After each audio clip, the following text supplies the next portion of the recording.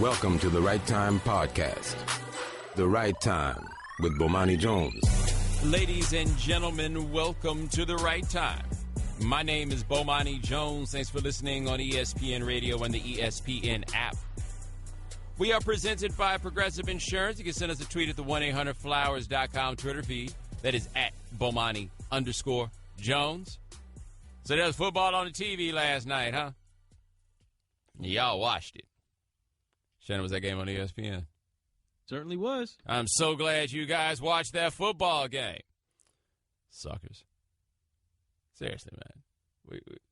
I have not watched a preseason football game yet, but then again, I don't have a team because I had a narcotic that I used to use that I quit long before they blew a 25-point lead in the Super Bowl, which makes me a lot smarter than most of the people who listen to this show. Shannon, you actually have a football team. Do you watch them? Like, have you been watching preseason? Did you watch the Giants last night against the Browns?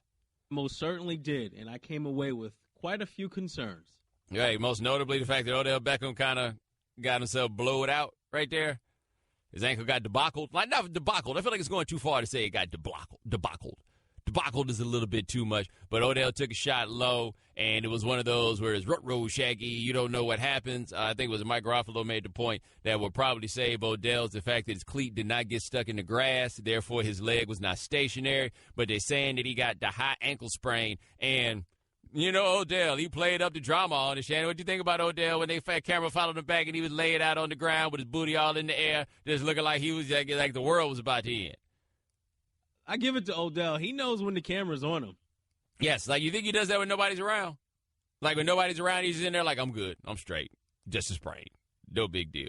You can't blame him for being scared, though. See, this is where I don't knock him on that is everybody else was afraid that it was all bad for him, so why doesn't he get to be afraid that it was all bad, right? I mean, we see this when guys think they've really been hurt. Now, granted, he wasn't, like, hurt in that way, but there he was, done for. And you Giants fans, everybody that acts like Odell being greedy, trying to get all this money and everything else, you realize just how much money Odell Beckham was worth at that very moment because you Giants fans were every bit as scared as he was, and it ain't even your leg.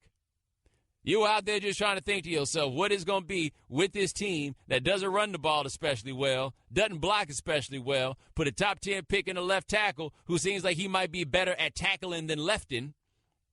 And then you have Eli, who, you know, he's who he is. Shannon, when people give up on Eli turning the corner, what, like last year? Is what 12th year? 13th year? Yeah, I think folks are just comfortable with that's just Eli. He's what he is, right? He's got 2 World Series. He's got 2 World Championships, so you're not going to be in a situation where you complain about him. And apparently, they traded for Jeremy Hill, formerly of the Cincinnati Bengals. And that's how you know the Giants need a running game, because at least in terms of image and perception, the Giants are on one end of the spectrum. The Bengals are on another end of the spectrum, and Jeremy Hill is one of those dudes that you look up at the draft board and you're like, oh, yeah, he's got Bengals written all over him. Oh, not anymore, Shannon. He has Giants written all over him. Now, my question is, do you think Jeremy Hill's good enough to run where there are no holes? You think he can pull that off? That's the job, right? Going to have to, because that offensive line, oh, boy, it's awful. Yeah, but we also know, man, if the Giants want to go to the Super Bowl, we know what they need to do with their running game. Go get Brandon Jacobs, baby. I mean, I figure isn't that what they always do? When it's time to get a championship, didn't Brandon Jacobs leave in between those championships and come back and be a part of the next championship? And now he got a jersey on his wall that is not actually his. Remember that? But that's where they are. Now, I saw a lot of people after Beckham got hurt were looking at it like, oh, man, you can't hit somebody like that. Real talk. Where are you okay with football players getting hit? Like, I feel like people need to quit trying to ask for this cigarette to be safer and be honest with themselves about this. Where do you think it is appropriate to hit a football player in 2017? Like, what body part do you think is appropriate to hit? Because at this point, basically, you're saying the only place that's appropriate to hit a football player is in the actual strike zone. Like, not like there is a strike zone, like the baseball strike zone. Like, do you think the only place that's appropriate to hit a football player is in the breadbasket? Because let me tell you something. There ain't a lot of opportunities to hit nobody in the breadbasket in a football game. It doesn't work that way. You know why? Because if you try to hit somebody in the breadbasket and they catch the ball and then they put their head down, now it's 15 yards or perhaps even more discipline. And if you're one of the minimum salary cats, them $25,000 checks or whatever they're going to hit you for wind up being pretty significant. So what winds up happening? dudes have to go low. Why do dudes have to go low? Again, you don't want to hit him in the head. What does going low mean? You're probably here and there going to wind up hitting somebody in the knees. Now, hitting somebody in the knees becomes interesting because football players had long said they would much rather get hit in the head than get hit in the knees because they felt like getting hit in the head was not going to end their career, but getting hit in the knee might end their career. And our response was, stop being stupid. Your brain is a terrible thing to waste. You don't want to walk around with neurological damage for the rest of your life. Then somebody mess around and get hit in the knee, and then what do we say? How dare you hit somebody in the knee, especially in a preseason game? And see, the preseason game then takes us to a different place in this fascinating logic as we try to reckon with ourselves about what we're doing when we're watching football. So anytime somebody gets hurt in the preseason game, the first thing we say is, well, why do you even have that guy out here in this game that doesn't count? So then what do you wind up doing? You put somebody else in the game. Now, the difference typically is when you put somebody else in the game, it winds up being somebody you've never heard of. And so you put the guy in that you've never heard of, and then he gets hit in the knee, and nobody cares. Like if that was a dude who no one had ever heard of, who got hit the same way that Odell Beckham did, do you think anybody would be wasting any time talking about how you can't hit a guy like that? Nah. So when we talk about this in preseason, our whole notion is this game doesn't even count. Why are you out here rolling the dice? And that tells you everything that you need to know about football. We all believe that football is too unsafe to play if it doesn't count. Now, my question for you, does football somehow get safer when the game does count? No. Actually, it doesn't. It is actually the same exact game. Your knees are your knees. Getting hit in them is the same thing. Nothing changes, right? Everything is exactly the same when the game counts. So why is it okay to do this when the game counts versus when the game doesn't count? Oh, that's right, because of your own entertainment, right? Like you want to save these cats so that they are actually playing in the games that count to you, not the games that you don't really pay attention to. Got it. It's football, guys. There's no safe way to do this. There's no good way to do this. There's no easy way to do this. There are dudes who are out here basically making trades. They are trading on their bodies in the short term so they can have that feeling of being football players. That's by and large it. Like we're now reaching a point where we have a generation of players that will have a difficult time making a compelling argument that they had no idea what they were stepping into. More information is available. More truth has been told. People kind of know what it is. Like if you want to be guilt-free about it, I think that you have your ability right there. These dudes have decided that this is, in fact, what they want to do, right? If you need that plausible deniability for yourself, boom, there you go. You got it. But just stop and think about what everything else is that you are saying. Because, again, if this game is too unsafe, think about it, Shannon. It's too unsafe to play in practice. Am I lying? Am I right here? Essentially, practices have been scaled down. Not Yes. saying they're walkthroughs, but Yes. for the most part, they are. So it's too unsafe to play in practice. It's too unsafe for children to play. And when I say children, I mean like children, right? So it's too unsafe for them to do. It is too unsafe to do if the game is simply an exhibition. It is safe enough if it reaches the highest levels of our own entertainment. Like, that's where we are. And that's what I thought. 'Cause my man Don Van Natta said something about how you shouldn't be playing if you hit somebody like that in the preseason game, and everybody flipped out, and they're like, where are you supposed to hit him, where are you supposed to hit him, where are you supposed to hit him? And I understood where they were coming from. I also understood where Don was coming from. But I understand that all of us are coming from a place that is unquestionably one born of rationalization. We are trying to find a way to say to ourselves that it is okay for us to watch this. And it is. Like, we watch it. This is what we do. We watch boxing. We watch all kinds of other stuff that is borderline inhumane. But if you see somebody get hurt on a hit in a preseason game and your response is, why you hit somebody like that in preseason, you hustling backwards, baby. You hustling backwards. Because think about it like this. Even if a player's intention is not to hurt somebody when he hits them, the intention is to hit that person as hard as they can. Right? Like, that's about how that goes. And generally speaking, when people that size hit someone else as hard as they can, you know what's entirely possible? Injury. So it's not the plan, but it is kind of the point. Like, the fear of being hurt is part of the game. All of this is in there. So when you see that dude get hit in the knee like that, my response is not, how dare you do that? My response is, when's the next play? It's a football game. What the hell do you think we was watching? All right, 888-729-3776. That is our telephone number. Coming up next, how many Cleveland Browns players did you say kneeled during the national anthem yesterday? I'll give you a hint. It's more than one. You listen to ESPN Radio, the ESPN app, Sirius XM Channel 80. The Right Time with Bomani Jones. Ladies and gentlemen, welcome back to The Right Time. My name is Bomani Jones. Thanks for listening on ESPN Radio and the ESPN app. We are presented by Progressive Insurance. Dominique Foxworth of the Undefeated in ESPN Radio will join us next segment. Dominique Foxworth will join us at 4:30 Eastern. 888-729-3776. That is our telephone number. And hey, it's time for Straight Talk. Brought to you by Straight Talk Wireless. Best phones, best networks, no contracts. So, Michael Bennett said he wanted white dudes to get out here and do something with the anthem protest or in one way or another. And what do you know? White dudes are like, I'll be that. Chris Long did his thing with Malcolm Jenkins for the Eagles. We had Derek Carr standing by Khalil Mack. Shannon, did we have another white dude? Oh, yeah, Justin Britt. There we go. Justin Britt. This happened.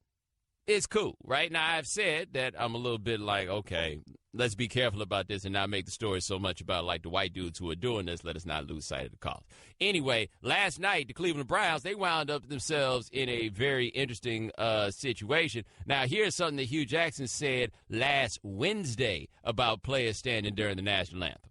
I think everybody has a right to do, and I get it, but the national anthem means a lot to myself personally, an organization or football team. I hope, again, I can't speak. I haven't really talked to our team about it. I would hope we don't have those issues. I understand there's a lot going on in the world. I like to just keep it here. What we deal with, we try to deal with as a team in our closed environment. We talk about things, but hopefully that won't happen.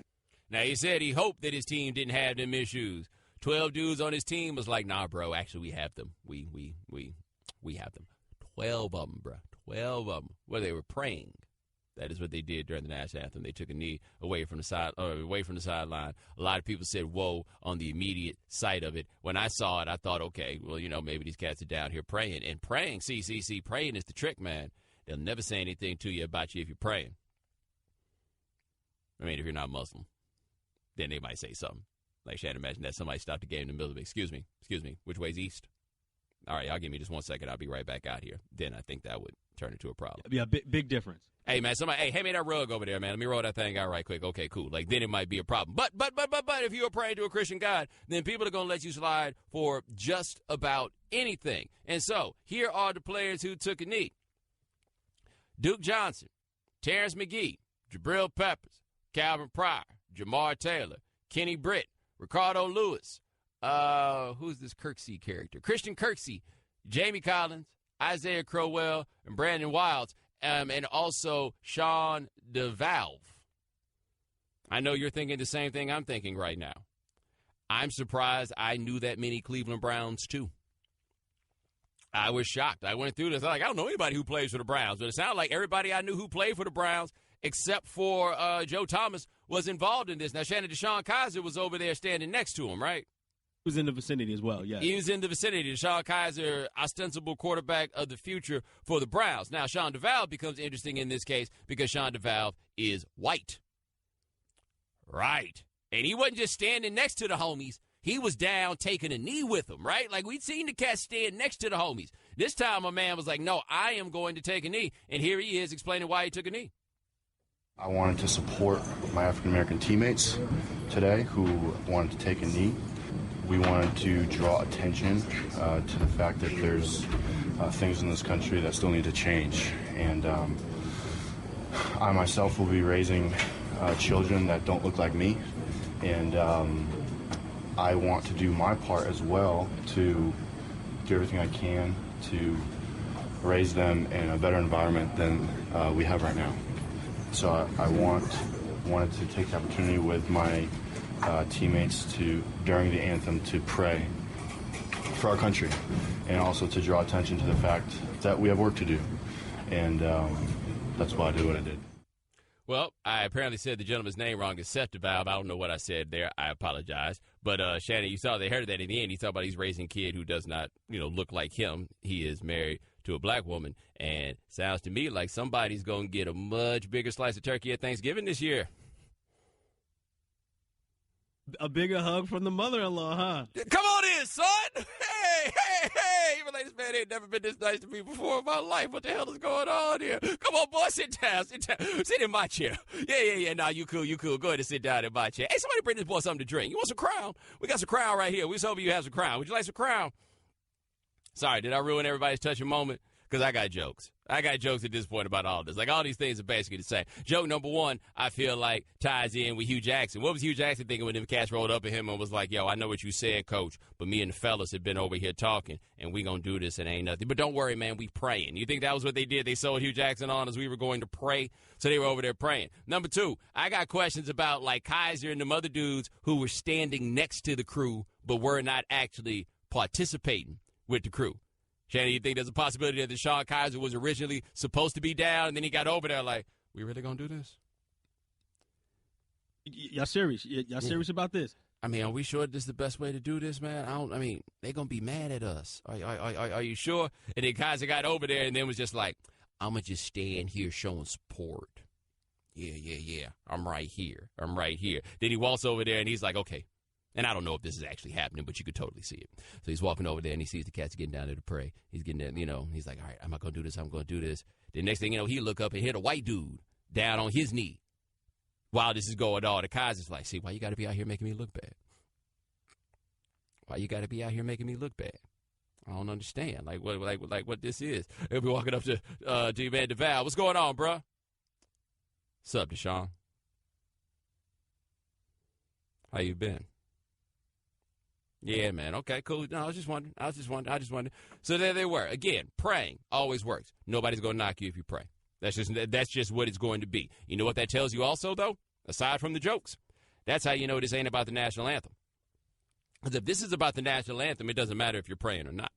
Right? If the whole idea is that you're supposed to pay respect and deference to the national anthem, you're not supposed to be doing anything else while that goes on, right? The issue here is not, was not, and never has been about the national anthem. The issue has been about the cause underlying why some guys are not standing for the national anthem. Because if you are such an absolutist about these troops and everything else, then you don't want to hear no explanation why it is for somebody kneeling for the national anthem. Because Colin Kaepernick kneeled for the national anthem, and that was in an attempt to show deference to the military and everything else, right? Like, that was what the program was on that. You ain't care about that, though. All you cared about was the fact that you didn't like him doing it. These cats are showing deference in a very similar way, even though two different people. They are doing the same things during the national anthem that Kaepernick was doing during the national anthem. The greater beef is with Kaepernick because the greater beef is what the actual cause is that Kaepernick is talking about. These dudes say they just want to come up here and pray. You're okay with it. Kaepernick says, y'all need to do right by us. Now we got a problem. Isn't it funny how that kind of spells itself out just that easily? Isn't it funny how once you just take that small moment to appreciate what's going on, you realize what the real problem is? You remember all those people who was like, well, I don't have a problem with his message. I have a problem with the way that he's doing it. Well, a lot of people are doing it for a message in a very similar way, and you seem to be okay with it just as long as they were praying. Which tells me that this is not about the national anthem. Hasn't been, won't be. Be honest with yourself about that fact, then you might be able to get somewhere. In the meantime, there's Deshaun Kaiser. Coach, we still good, right? Like, I don't know if you noticed, but, like, I know you're trying to figure out who's going to be the starter, but, I mean, I was standing. Like, my back was straight as hell whole way. Say, can you see? Dawn's early light. Home of the brave. Straight Talk Wireless, nationwide coverage on America's largest and most dependable 4G LTE networks. All right, coming up next, y'all heard Roger Goodell's getting a 5-year extension. What's that mean for the labor negotiations that are coming up in a few years? We talked to Dominique Foxworth of The Undefeated on ESPN Radio, the ESPN app, Sirius XM Channel 80. NFL fans will do almost anything to help their team win. Tostitos, the official chip and dip of the NFL, created lucky bags for select NFL teams this season. They participated in team traditions with the hope that doing so would bring luck to each team. They raised a 12th man flag for the Seahawks, waved the terrible towel for the Steelers bags, and gave Broncos bags a mile-high salute. Current NFL players Dak Prescott, Jadeveon Clowney, Joe Flacco, and Aaron Donald all participated to make their team's bags lucky. Visit Tostitos.com to see how Tostitos made your team's lucky bags and pick up one at a store near you. The Right Time with Bomani Jones. Ladies and gentlemen, welcome back to The Right Time. My name is Bomani Jones. Thanks for listening on ESPN Radio and the ESPN app. All guests join us on the Shell Pennzoil Performance Line, just like our next guest. Check his work out at theundefeated.com. Also, check him out on the Morning Roast, 9 to 12 Eastern, Sunday mornings on ESPN Radio. His name is Dominique Foxworth. All right, Dominique, you are a defensive back. You are always riding for the defensive backs. What did you think when people reacted to that hit Odell Beckham took last night and said that dude shouldn't have hit him in the knees? I mean, I think most reasonable people can understand that things are happening fast out there. And the only kind of directive you have is don't hit him in the head. So you get him down any way that you can. I imagine that the player was not looking to hurt him. I think that's where we draw the line in my mind between dirty and not dirty. Like, dirty is if that's your intent. If you're trying to do something with the intention of hurting. Not dirty is when you're trying to bring the best receiver in the game down before he turns around and becomes a problem for you. So, I mean, it seemed like we needed something to talk about today, so we made the conversation dirty or not dirty, but I don't think any reasonable people think that was actually like a bad play. And now, for you, as former player, what's the one play that comes up in a football game and you're like, okay, man, this is too much?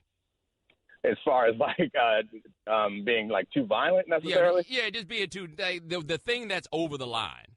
Yeah. I mean, honestly, anytime players get hurt, it kind of pulls me out of the game. Like when the concussions and stuff happen and guys are unconscious, it pulls me out of the game. But there are plays like when there's just a traditional ISO play, like which is just a fullback trying to block the middle linebacker in the hole, head up, full speed, a good 10 yards running start between two guys that are like 240 to 250 pounds, and they slam each other, and they just get up like nothing happened. Every time that happens, I see it, and I'm like, that can't be good for them long term. But I mean, I think most people don't really notice those sorts of things happening. But those big hits, when guys' arms get stiff and their eyes roll in the back of their head, and we see all that with HD. And it's funny because it's been quite a maturation process, because there was a time when I was in high school, even in college, and probably even early in my NFL career, when that happened to people, like that was like a source of pride if you made it happen, and kind of a source of humor if you were a spectator. And now we're smart enough to know that ain't funny. All right, we're talking to Dominique Foxworth of the Undefeated here on The Right Time. Now, switching gears, what did you think when you saw that your man Raj got a 5-year contract extension?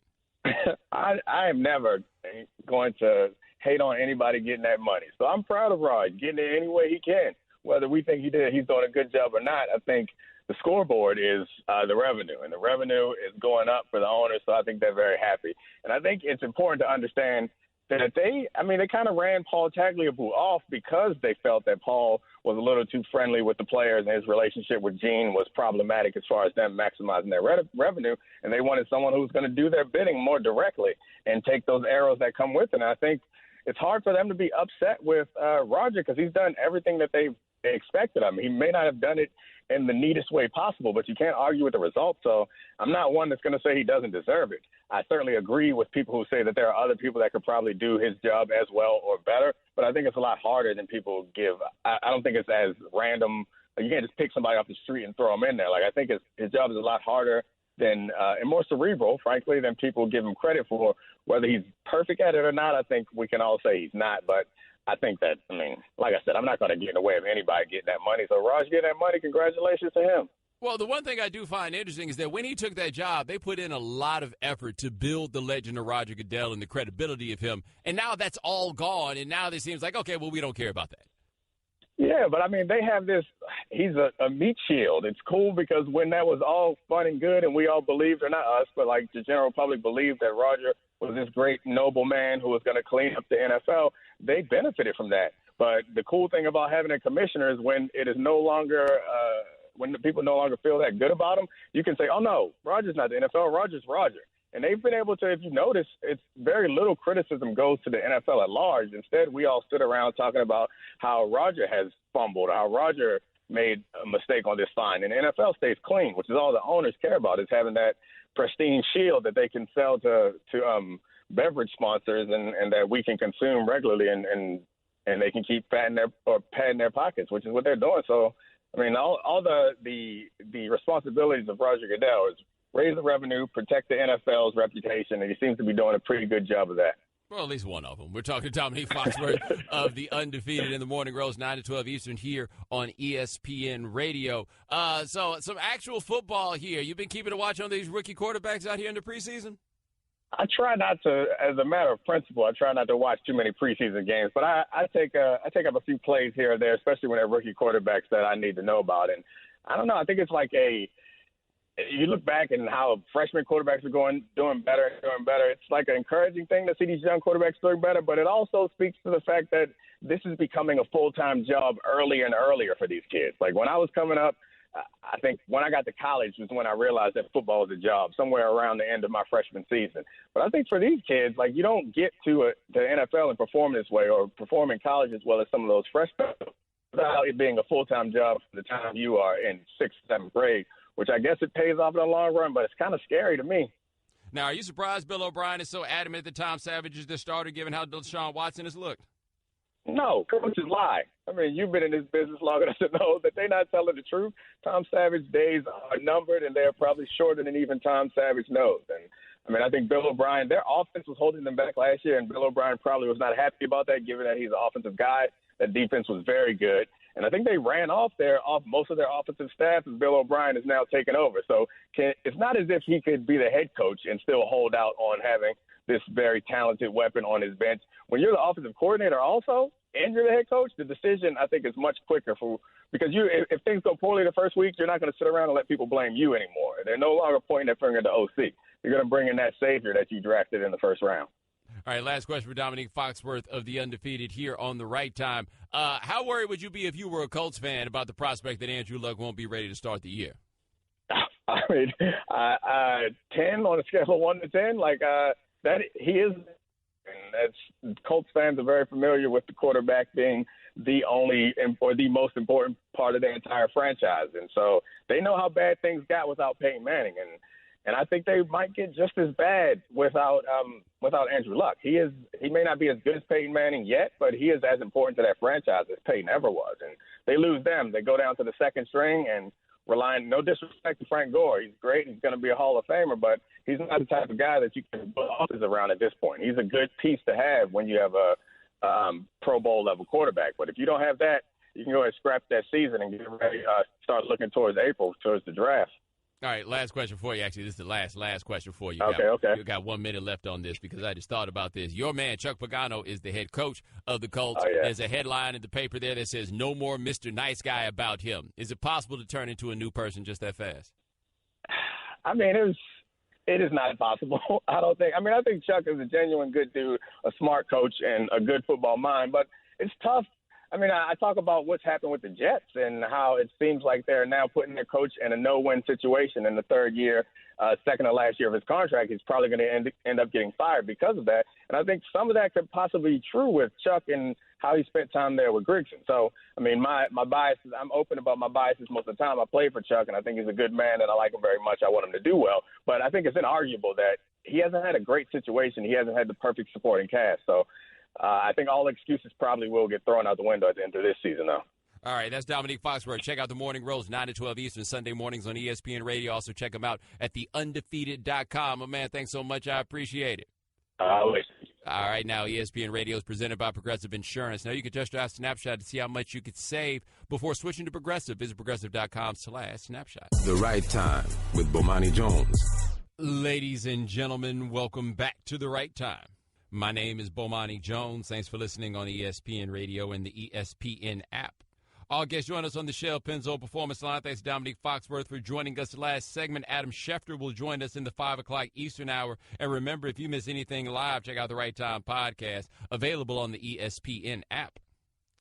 888-729-3776. That is our telephone number. We asked Dominique very briefly about Chuck Pagano. Chuck Pagano, Dominique played for him when he was in Baltimore. He likes Chuck Pagano a great deal. He doesn't think that necessarily Chuck Pagano should be anybody's head coach, but he likes Chuck Pagano. Most people who have played for Chuck Pagano like Chuck Pagano. Why do they like Chuck? They like Chuck because he's a good, straight-up dude, right?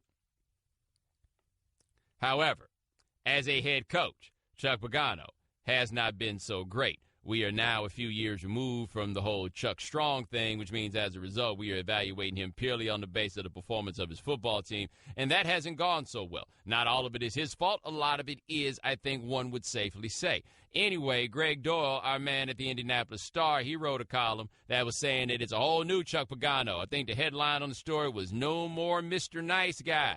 That's right. They saying that the guy they used to call Cheerleader Chuck, he's now becoming Chafe Chuck. He's out here saying things like the play was pitiful and everything like that. Chuck Pagano has had enough. He's here to let these guys know that there's a new sheriff in town. Small problem, Chuck. When the new sheriff look a lot like the old sheriff, they know damn well it ain't no new sheriff. It's just the old sheriff trying to act like he mad. That never works very well. Who's falling for that? Like, who's falling for that? Like, that kind of stuff is a great way to get somebody to look at you and be like, psh, and laugh and walk away. Have you ever been in one of them situations with a dude or somebody trying to act like they tougher? Like everything has changed? You're like, bro, we know you. I mean, I do that with my kids all the time. I try to put on a dad voice. I'm not going to say it again. And then my daughter gives me that look. And I'm like, all right, well, you can do it one more time. she know. She fully understands. Like, I'm not going to say this one more time. You ain't going to say it no more because I'm running this. That's what it is. But can you imagine how, like, frustrating it is to be Chuck Pagano right now? You don't have Andrew Luck. Your roster is bad. You can't get tough enough to get, like, real, live, legitimate different results out of this. There's no level of flexing that I feel like Chuck Pagano can do that's going to have any substantive effect on the bottom line with this team. So all he's going to do is go around there and try to talk crazy to people every now and then and get laughed at when he walks out the room. That's it. So what happened next? Like, a whole lot of that leave, the cats be like, what's up with your mans?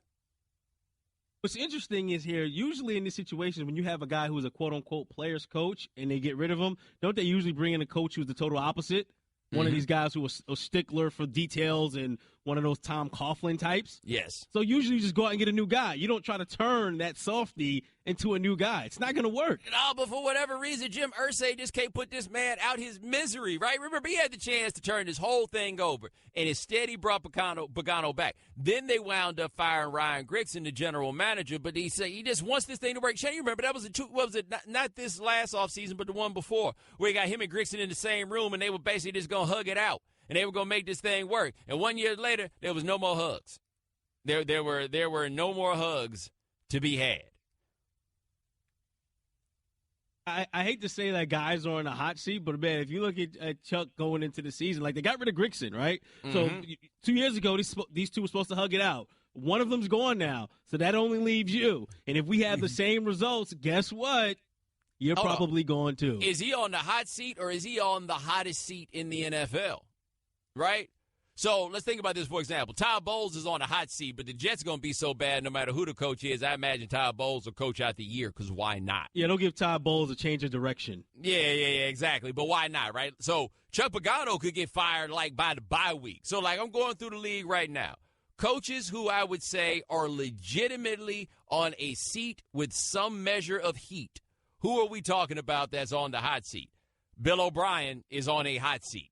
Right? Like, I mean, I don't even know if his seat is hot as much as he don't want to be in that seat no more. So maybe that's just like a little bit different. Marvin Lewis, he's on a hot seat. We would agree on that, right? Marvin Lewis, he's on a hot seat. Jim Caldwell, the seat ain't cool. Although that old lady liked Jim Caldwell. You remember that when the old lady came in there and was just like, nah, everybody got to go except for you, Jim. He got to stick around.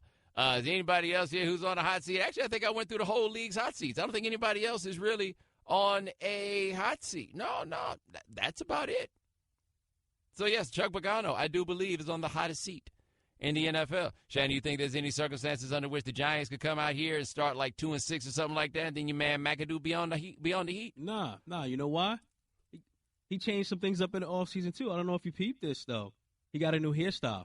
He did? McAdoo, yeah, he slicked his hair back now. Wait, he did what? He's combing it back now, yeah. He's brushing backwards? Combing. I don't know if he's brushing. He's combing backwards. Okay, combing backwards. Put a little gel in there now, too. So he looks a little less vice principal-y now and more head of security. Yeah, that's what I was about to say. The slick back look mean you got one of them briefcases that's hard on the outside.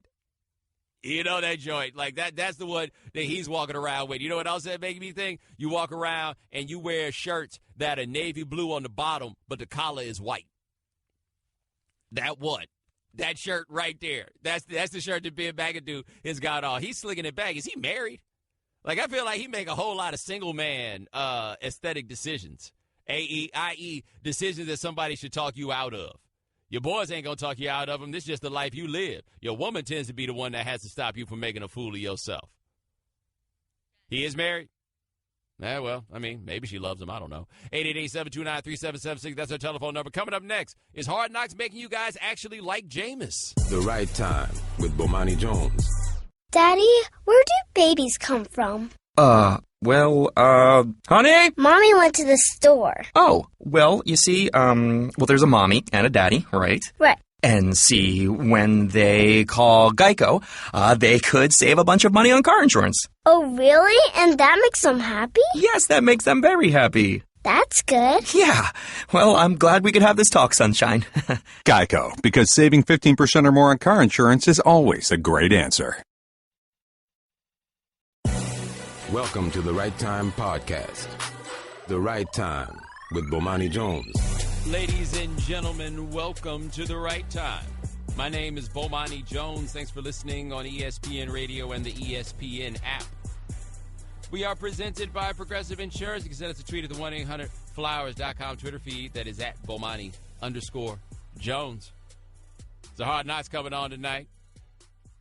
I haven't watched Hard Knocks yet. I don't know if there's anything left for me to see on Hard Knocks. Like, I feel like every possible scenario that you could envision that could come up on Hard Knocks, I feel like we've seen them all. Like, it doesn't wind up being that much new for me, and I'm not that interested in who, most of these guys are as football players. But we have Jameis. We were very curious who would wind up, like, being the star this time on Hard Knocks. And I think we thought Miko was going to wind up being the star because there is Brent and Miko. But, I mean, Jameis, I guess we knew Jameis was going to be the dude, right? Like, that was it. Jameis is the quarterback. Jameis is that dude. Now, the tricky thing about Jameis is, a whole lot of people, for reasons that I do, in fact, understand, are not so, like, wild about Jameis. They're not that keen on Jameis. The whole thing with his allegation of sexual assault that I don't feel like any of us really have any great answer as to what happened there. At least I don't. Like, I've always felt like on that thing with Jameis was I am certainly willing to entertain the possibility that sexual assault occurred. I have not seen it proven demonstrably that such a thing happened. I just haven't, right? But I don't know what to do with it because I guess I can look at anybody else in the world and say that it's possible they committed a sexual assault. But with Jameis, I guess we have a little bit more, and it kind of hangs, and it has hung in the air with him for a while, even though, again, I don't feel like any of us have anything definitive one way or another that we could point to that says whether or not he did it. But it has created a level of discomfort that has surrounded him. Well, now Jameis is on Hard Knocks. Now, the bottom line is that case, at the very least, is done. Like, I don't think there's anything that's going to pop up where we're going to talk again about Jameis in that particular case. Mac, who knows? Something else come up. I can't really speak on if that might happen or anything else. But that's the one that we've been working off of, and nothing new is going to come around. And as a result, it sounds like the folks at Hard Knocks were like, okay, it's okay to make people like Jameis again. And now Jameis is all over this, man. Shannon, what they say, they had Jameis go back to the old spot in Alabama. What was it? His granny stepping on roaches and stuff. Back to the same house and showing, where he's from, where he grew up, pictures on the wall, the whole nine. Was there plastic on the furniture? Maybe. I don't know, though. No, I didn't see plastic. It's too hot. It's too hot down there and they still have the plastic on the furniture. Your thighs stick to the plastic. While it's too hot for their plastic to be on the furniture, that furniture costs too much money to not have plastic. See? It's the middle ground. I don't know how people just consistently sat on furniture with plastic. Did you ever have a full time? Oh, you had that one. Oh, my grandparents' living room. Oh, that plastic did not come off. Like, what's the point of having the couch if you can't sit on it? What's the point? The same reason of having a formal living room that you can't walk into. Well, that's different, though. That's for you to look at from a distance, right? But you're actually using the couch that has the plastic on it. You're using it, and it's not comfortable at all. At all. But anyway, yes, we're back. Jameis. Is it okay to like Jameis now? Because what I feel like what's happened in Hard Knocks is a reminder of the fact that, look, we were like generally on the Jameis program until the allegations came around. You know, that game against Clemson where they beat them like 50-5 or something like that, and they had a delay in the start of the game, and they showed Jameis in the locker room, and he's talking to them dudes, and they got all charged up, and it was just like, oh, wait a minute, something different here. Right? Like, we have something truly different here. One, he looked like he was going to be the next great quarterback. I think now it's pretty safe to say that his ceiling is probably at very good, but not necessarily great. He looked like he was going to be the next great quarterback, and he was ready to be like the face of a college football program in a way that freshmen typically aren't. There's all kinds of awkward things that he'd wind up saying, but there was a certain confidence and a charm that he had. And, by the way, a charm that we don't see very often from quarterbacks because he country. Oh, he is so country. Like, Jen, when's the last time we had like a cartoonishly country quarterback in that way? Because Brett Favre was country, but it wasn't like a cartoon. That's where I was going. I was going to go Brett Favre, yeah, because Brett Favre was all kind of country. But it wasn't like this. Right? Like, it was like Jameis country is completely different. Like, Jameis country is you expect weird phrases and idioms and stuff like that to come out. But now we found out that Jameis jersey, this is according to Dick's Sporting Goods Jersey Report, Jameis jersey is now number 31 overall in sales. It went up 35 spots from the week before, which is, at least it sounds to me, people watching and being like, hey, I kind of rock with Jameis again. Is it okay to rock with Jameis again? Is it okay? Because I feel like if you was out here wearing a Jameis jersey in 2014, you were setting yourself up for, so what you trying to say? What you mean? So are we at that point? Like, are we outside of the shadow of that? And I know, look, for some people, it's never going to be outside of the shadow. Again, I don't quite know how they're so sure that he committed a crime. But for some people, it ain't going to be so like this, but so far out of the shadow that you can ultimately get. But now it seems like the league is on board with this. And look, the league, one thing about this league, Michael Vick got out of the pen and they let y'all argue about whether he should be able to play or not while they put them jerseys on NFL.com right away. Like, why y'all work that out? Let's go ahead and get this money while we can. Now, the next question, of course, is whether or not people can get on board with Jameis and liking Jameis in that way. You going to chill out with them interceptions? Because Jameis is in that interesting situation. I don't think it's terribly different from Andrew Luck, where we can talk about how smart Andrew Luck is, but that doesn't stop Andrew Luck from making bad decisions. Jameis is kind of in that same place. Like, I imagine they go through the film session with Jameis, and they get to the line, and they're like, all right, Jameis, what do you see here? And Jameis goes through and runs down the whole coverage, right? Like, breaks down everything that's going to happen. Now, James, what did you do? I threw the ball right at the linebacker. Why'd you do that? I don't be knowing, coach. I don't really be knowing. And that has to be maddeningly frustrating if you root for like such a team, right? Now, granted, Tampa Bay. When's the last time Tampa Bay had a quarterback worth a damn, Shannon? Has Tampa Bay had a quarterback worth a damn since Doug Williams? Good luck. Try to name it. They had that one good year from Josh Freeman. They had a lot of, what's his name? Brad Johnson? I don't think Brad Johnson counts as worth a damn, do you? Folks that will defend the Super Bowl championship. Yeah, well, I mean, Trent Dilfer, he don't work here no more, so we can tell the truth. Didn't he fall in the category for both, actually? He's so bad. He's so bad. The question I had on you, speaking of Jameis and interceptions and likability, are fans willing to accept your interceptions if they like you? Like, if it's a quarterback that you don't like, are you really you're more apt to get on them because you don't like them? Yeah. But name the likable quarterback other than Brett Favre, who had Super Bowls and all. But Brett Favre was an all-time great, right? Like, it wasn't so much that you let him slide for the interceptions as much as the interceptions just came as part of the deal. And at his best, at Brett Favre's best, he did not throw interceptions in that way. So who else we got? Like, who's ever been likable while throwing a bunch of interceptions? Rodgers go through a stretch where he was throwing picks? No. Oh. Well, then. No. Yeah, Tom Brady. We don't have that. Nah. There's no quarterback that people like while they throwing picks. Phillip Rivers, maybe. But I feel like we like Phillip Rivers because we got a measure of sympathy. You know, he got all them damn kids. I'd throw interceptions, too, if I had all them damn kids. You think you'd throw a bunch of interceptions if you had a bunch of kids like that? I wouldn't be able to keep things straight, would you? I also sat here on the website trying to find the Chargers and couldn't find it, and realized I was looking for San Diego and, they don't play in San Diego. How many years is it going to be, Shannon, before you stop calling them the San Diego Chargers? At least 3. I think it's going to be longer than that. For me, it'll be the rest of my life. And I know this because it wasn't that long ago that my daddy asked me a question about the Baltimore Colts. 888-729-3776. Let's talk to Glenn in Philly. Glenn, thanks for calling the right time. Hey, Bomani, how are you today? Doing all right, man. Good. Listen, man, we have to give Jameis a break. He was not charged with any crime, my brother. So you can't. I mean, you gotta let it. You gotta be like that cartoon and let it go. Yeah, I see what you're saying, and I appreciate the call, but the charge standard is kind of low. Like, I don't blame people if they really have an evidentiary basis for believing that he committed this crime.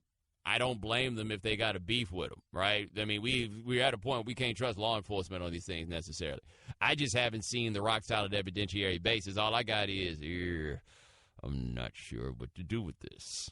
And I don't know how long that's going to hang. And I wonder how long what change comes simply by being on Hard Knocks. Like, people getting familiar with him in that way. How much of it changes just because he's on Hard Knocks?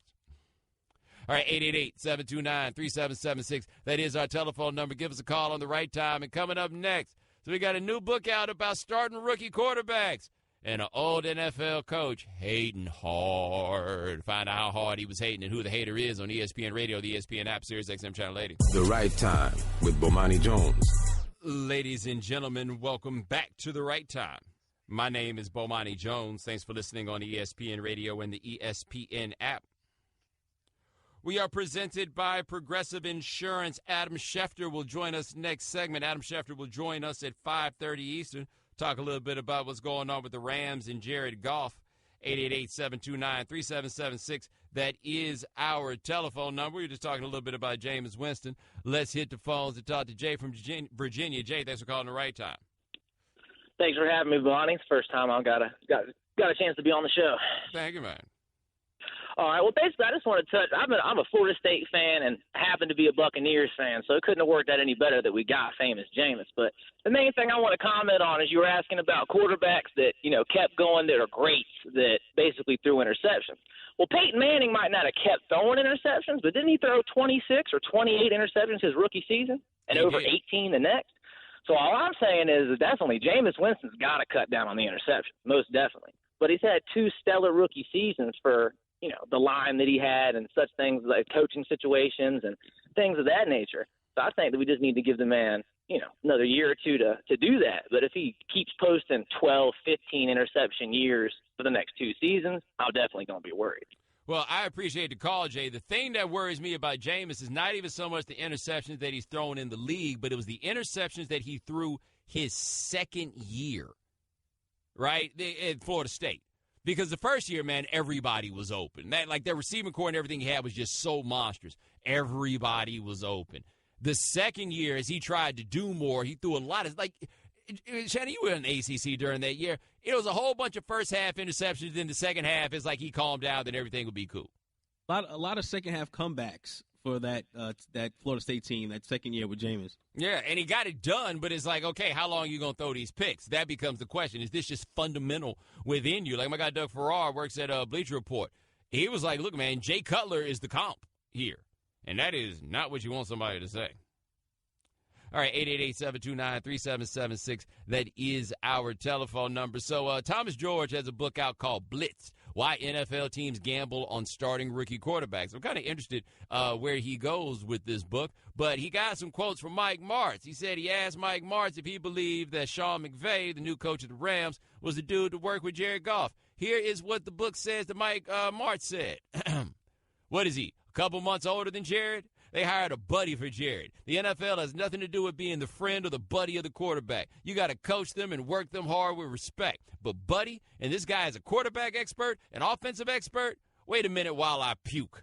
Right. He's going to be able to teach and handle and guide Jared through tough times because of all his expertise and knowledge. Right. I'm not going to drink that Kool-Aid. Shannon, what that sound like to you? Because I know what it sounds like to me. Yeah, Okay, maybe not. Maybe not. Was he hating? Is he hating? Because I feel like he's hating. Is he hating? I think Mike Martz is hating. And the reason that I think I just heard that and I was just like, whoa. Now, one thing about Sean McVay is crazy young, right? Like crazy young to be doing that job. However, Sean McVay got y'all thinking that Kirk Cousins worth $25 million a year. It's hard to argue that he hadn't done a good job on that one. That's like when that dude Mike McCoy got the job with the Chargers. How could I knock Mike McCoy getting a head coaching job? He got to the playoffs with Tim Tebow. Like, that's the sort of thing that keeps you employed. Like, that'll do it. That'll get you the job. Now, Mike Martz went on today with Keyshawn, George, and LZ on ESPN Radio in Los Angeles, and he was like, I didn't say that. Well, that's not accurate. I mean, I would never say something like that. I got to be honest with you. I think that was kind of embellished. It was a very short interview, and I think what I told him was, I think there's only a couple of years difference between them. They probably brought him in because of his ability to communicate with him. Wanted somebody more his age, I guess. That's the only thing I could figure. But all that other garbage, I would never say something like that. Yeah, that is always a tricky denial, that I would never do something like that. He didn't seem to, actually remember what he said. He just knew that he would not say that. Now, I don't know Thomas George like that, but I feel like that would be a lot for Thomas George to go ahead and make up. I need to find out if there's somebody like in Mike Martz's life who knows when Mike Martz will say something like, wait a minute while I puke. Like, that was the part where it was like, oh, you're doing the most, buddy. He also says, by the way, I have no beef with Sean McVay. I mean, I understand the tone of it, and I kind of feel that way, but I wouldn't express it like that. That's somebody putting words in my mouth. I just don't appreciate that at all. But I do feel like I don't understand why, but I don't know Coach McVay. You know, I don't know how good he is or his knowledge, what would prepare him for that situation. I really don't know. Obviously, the Rams do.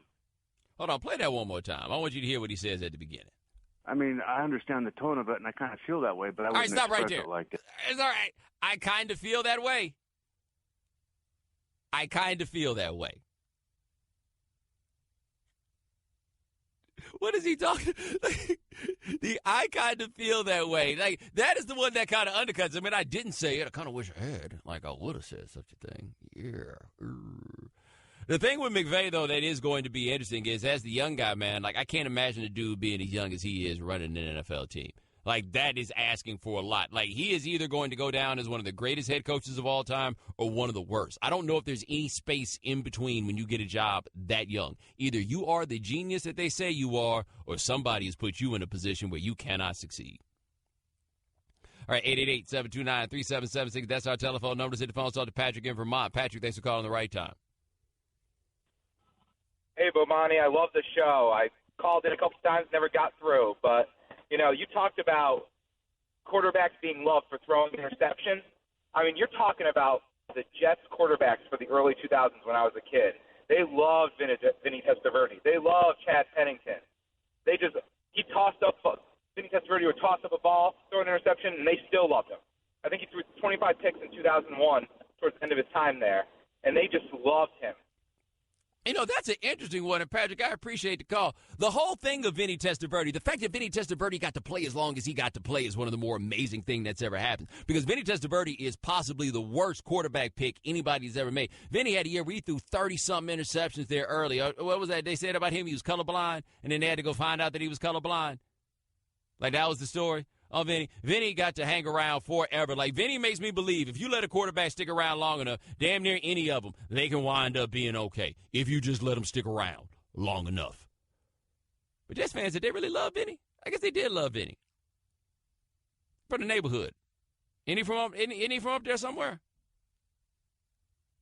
I have no idea where Vinny Testaverde is from. 888-729-3776. Talk to Ross from Dallas. Ross, thanks for calling the right time. Hey, what's good, Bo? Thanks for having me, man. I love your show. Thank you, man. I was calling in reference to quarterbacks that threw picks and still got love. I'll put Eli in that category because after he won that first chip, it was almost a given that, hey, Giants fans are like, as long as we can get to the playoffs, we got a shot. But during the regular season, he was pointing to throw up a lame duck or two. Yeah, but see, here's the problem with that one. And Ross, I appreciate the call. The Giants fans are like, yeah, if we get to the playoffs, we got a shot. Shannon, what did the Giants have this bad habit of not doing if they did not win the Super Bowl? Not making it to the playoffs. Yes. That would be it. So 2008, though, that was our chance. Remember that? Team was really, really good. You remember that? And then, Plaxico, you remember that? I thought you were referencing something else. Ooh, Plaxico, yeah, we'll go with the Plaxico thing. I thought you were referencing something else that happened with a certain punt return. Oh, that was 2010. Oh, okay, cool. You talking about when Deshaun Jackson had to punt, and then he dropped it, and then he picked it back up, and the Eagles came back. What were they down, 21 or 28 points, and then they won? You talking about that? That time your wife made you watch the post-game show after that because she was rooting for the Eagles? You talking about that one? Why your head on the table, Shannon? 888-729-3776. That's our telephone number. Coming up next, how much stock should we put in Jared Goff's improvement this preseason? We'll talk to Adam Schefter about that on ESPN Radio, the ESPN app, Sirius XM Channel 80. Right time with Bomani Jones. Ladies and gentlemen, welcome back to The Right Time. My name is Bomani Jones. Thanks for listening on ESPN Radio and the ESPN app. All guests join us on the Shell Pennzoil Performance Line, just like our next guest, NFL insider for us here at ESPN. Also, check out his podcast, Know Him from Adam. His name is Adam Schefter. Now, Adam, we saw Odell Beckham take that hit last night. The MRI came back negative. Do we have any idea how severe the injury is? Well, listen, Bomani, I don't think you're going to see him the rest of the preseason. I think if the Giants put him out there for the last two preseason games, it would be a major upset. I think you rest him up, you get him ready for the regular season opener against the Dallas Cowboys. OBJ sounded confident that he would be out there. I'm sure there's recovery time. I'm sure, there's some pain and discomfort that he's going to have to work through, but I think he'll be out there against the Cowboys on opening night. Now, we've heard some people have some discussion about the hit that he took and whether or not it was clean or not. But is there anything the NFL can do about hits like those? Listen, they can always come up with more rules. I think the league has done quite a bit of that. We're living in a day and age where the league has tried to legislate a lot of these hits and where it has basically prohibited players from hitting in the head area, so now players hit lower. And that hit last night was legal by the rule book. It's just that it drew the ire and the wrath of many players around the league who didn't like it. They thought it was a dirty hit. They thought he shouldn't be going low in a preseason game, diving into players' legs. Now, on the play, the pass was a bit high, and Odell had to jump up to catch it, so he was a little bit out of position in that regard, and the defensive backs fell to the ground. I just think it's one of those unfortunate things that when you play the sport of football, it happens. It's legal, didn't look good, players didn't like it, understand why they didn't like it, but it just happens sometimes. All right, we're talking to Adam Schefter of ESPN here on The Right Time. Now, staying with that game, how safe is it to assume that Deshaun Kaiser will be the starter for Cleveland in Week 1? Oh, I don't think it's very safe at all. I mean, I think that if you speak to people in that organization, there's no doubt that they're very pleased with him. But I think the feeling has been, and we'll see whether Hugh Jackson changes course here, that Deshaun Kaiser needs time to develop and needs time to get some seasoning here and experience. And I don't think that they've wanted to play him Week 1. Now, he's been the more impressive player in the preseason games for whatever that's worth. Yeah, but I think that they feel like Brock Osweiler's got experience. They play 3 of their first 4 games against divisional opponents, which will be tough games. I think that they'd like to go, if they can, with the more experienced guy, and knowing that they could always turn to Deshaun Kaiser. And look, at some point, and it's probably going to be sooner rather than later. I just think right now, if it were Week 1, it would be a surprise. Hugh Jackson said he'd like to make that decision tomorrow. We'll see whether or not he comes clean on that. Now, how has he felt about Osweiler's performance? Well, look, it's not exactly like he's inspired all this great excitement. People in Cleveland are buying playoff tickets right now. But, I mean, he's been steady and solid. He's been better than they expected. He's gone from a quarterback that, when they acquired him, along with the second-round draft from Houston, that they were going to trade, and he's gone from being a quarterback that they don't really want to trade. They want to keep around. And, again, he's been pretty good by all accounts, and OTAs and practices. Hasn't looked as great in the games. I think they're hesitant right now to go to Deshaun Kaiser. Maybe they change their mind today, and maybe they decide to go that route. It would surprise me. But, look, again, I think we all could agree. Kaiser's going to get his chance this season, probably going to get his chance some point early. I just don't think it's going to be the first week of the season. All right, we're talking to Adam Schefter of ESPN here on The Right Time. Now, Jared Goff has been better in this preseason than he was the last time that we saw him. Is this a matter of him growing or just a different system that's better suited for his skills? Well, I think he's working with Sean McVay. There's a reason the Rams went out and got him. The people that are around Sean McVay, that know Sean McVay, they believe that he's a bright, offensive, innovative, intelligent mind, somebody that they have a lot of faith in. And I think it's a case where again, they think that he could be the right guy to get Goff straightened out. That's why the Rams hired him. That's their hope, that Sean McVay can bring it out in him, and we'll see whether or not he can do that. The first preseason game was an encouraging step. It was one game. It's only a preseason game. The Raiders didn't game plan. I get all that. But if Goff had looked like he did last year, everybody would have been very quick to pounce on him and criticize him. He looked better than I think the people expected he would. All right, now staying on the quarterback kick, were you surprised that Bill O'Brien came out and so definitively said that Tom Savage would be their starter? No. Again, with any of these rookie quarterbacks, whether it's Deshaun Kaiser or Deshaun Watson or Patrick Mahomes or Mitchell Trubisky, I think you've got a situation where those young guys, they need time. I know. Look, last year everybody was calling for Jared Goff. When are we going to see Jared Goff? When are they going to put their veteran Case Keenum on the bench? Well, we got the rookie. How'd that work out? And a lot of these quarterbacks, the scouting report on them coming out was that none of them were ready. So, again, we're falling right back into that process of rushing them along when they're not ready, and the more time they get, the better off they'll be. And so we'll see which team succumbs to that first and falls to the pressure of these calls for the young rookie guy that's sexy and appealing to everybody, the fan bases. But, again, I think the better thing is for them to play it smart and not do it that way. Now, a guy that we knew last year would need more time was Paxton Lynch, and this is the second year Trevor Siemian has won the job again. Are the Broncos at all worried about his development? Listen, I think it has been slower than they expected, hoped, wanted. But the fact of the matter is Trevor Siemian is beating him out, flat out beating him out. And Trevor Siemian has met and beat every obstacle in his way the last 2 years. They went out and signed Mark Sanchez. He could not beat out Trevor Siemian. They went out and traded up to go draft Paxton Lynch in the first round. He could not beat out Trevor Siemian. Trevor Siemian has continued to perform above and beyond what anybody expected. I don't think he's gotten the credit he's deserved. He's outperformed Paxton Lynch on a daily basis in training camp. He's outperformed him in games. And I know people don't think much of him. He's a seventh-round draft pick. So, again, you want to fall in love with the high draft pick. But the better quarterback in this particular case won. And the better quarterback is starting for the Denver Broncos. Well, how comfortable are the Broncos with the idea of Siemian as their starter, though? Is this something they could see being a long-term thing? Very. Or is it...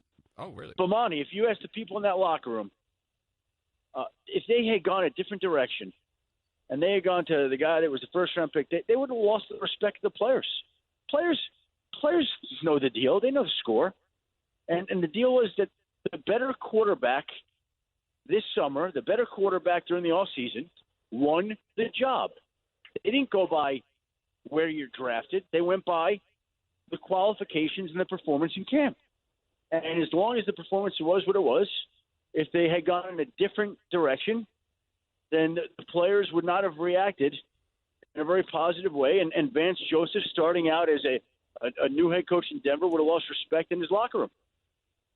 All right, there he is. That is Adam Schefter. Check him out on ESPN. Also check his podcast, Know Him from Adam. My man, thanks so much. I appreciate it. Thank you, Bomani. Have a great night. All right, man, you too. Get instant gold status at Shell. Join the Fuel Rewards program now at fuelrewards.com/gold. The Right Time with Bomani Jones. Ladies and gentlemen, welcome back to The Right Time.